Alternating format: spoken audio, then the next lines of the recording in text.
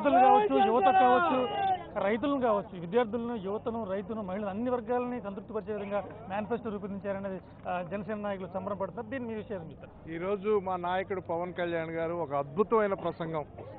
ఇది బహుశా ఆంధ్రప్రదేశ్ చరిత్రలోనే ఒక ఉత్తేజపూరితమైన ప్రసంగంగా భావించవచ్చు. మీరు గమనించండి, మొట్టమొదటిసారిగా మరి రైతుల ప్రభుత్వం, రైతులకి 5,000 రూపాయల పెన్షన్ ఇస్తానని ధైర్యంగా చెప్పిన నాయకుడు పవన్ కళ్యాణ్ గారు.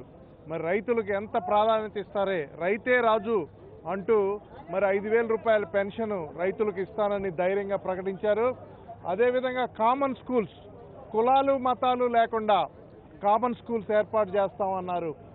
ఆపర్చునిటీ జోన్స్, అదేవిధంగా 175 నియోజకవర్గాల్లో మరి ఇవి కొత్త తరహా నగరాలను అభివృద్ధి చేస్తాం.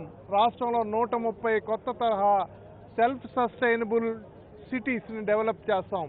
అంటే ఒక కొత్త నగరాన్ని డెవలప్ చేస్తే ఆ నగరంలో కావాల్సిన అవసరాలు కానీ ఏదైనా స్వయం సమృద్ధిగా ఉండే విధంగా, అంటే గతంలో మన పూర్వకాలంలో స్వయం సమృద్ధి గ్రామీణ వ్యవస్థ ఉండేది, అదేవిధంగా నగరాలు ఏర్పాటు చేస్తానని చెప్పారు. అదేవిధంగా ఈరోజు సభలో ఆంధ్రప్రదేశ్కి జరిగిన అన్యాయాన్ని సూటిగా మోడీ గారిని ప్రశ్నించారు. ఆంధ్రప్రదేశ్లో వేలు పెడుతున్న కేసీఆర్ గారిని దమ్ముగా ధైర్యంగా ప్రశ్నించారు.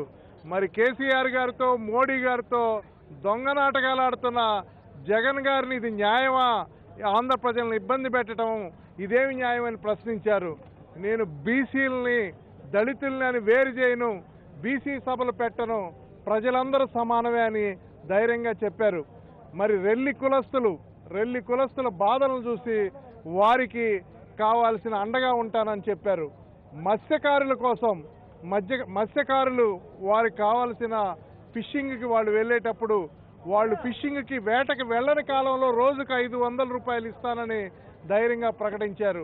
ఇట్లా ఎన్నో మరి ఎజెండాలో కొత్త అంశాలు, కామన్ స్కూల్స్ ఏర్పాటు చేసి ఒక అద్భుతమైన ప్రసంగాన్ని నభూతో నా భవిష్యత్తు 2019 జనసేన ఘన విజయానికి ఈరోజు జనసేన ఆలోచన విధానాన్ని ప్రజల్లోకి బలంగా తీసుకెళ్లారు పవన్ కళ్యాణ్ గారు.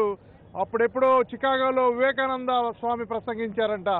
అదేవిధంగా ఈరోజు పవన్ కళ్యాణ్ గారు చాలా అద్భుతమైన ప్రసంగం ఈ రాజమండ్రి సభగా ఈ ఎన్నికల సందర్భంగా ఆవిష్కరించారు. లక్షలాది మంది ప్రజలు ఈరోజు 10 లక్షల మంది దాకా ఈ సభకు వచ్చి ఘన విజయం సాధించిందని తెలియజేసుకుంటున్నారు. For more updates, please subscribe 99 TV Telugu.